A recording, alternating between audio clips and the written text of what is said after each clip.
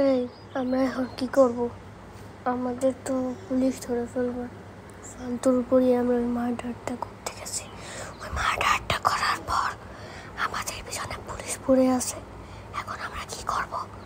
কিন্তু ওই মার্ডারটা তো আমরা করিনি। ওই লোকটাই তো এসে আমরা চাকু দিয়ে খেলছিলাম না, আমরা শসা কাটছিলাম। ওই অবস্থায় আমাদের কাছে এসে আমাদের চাকু দিয়ে নিজে হত্যা করেছে। এখন পুলিশ তো আমাদের ধরতে আসছে। বলতে পারো যে এখন কি করা যায়? তাড়াতাড়ি বলো তো। আরে চাচা, এত টেনশন করবেন না, যা হওয়ার তা হবেই।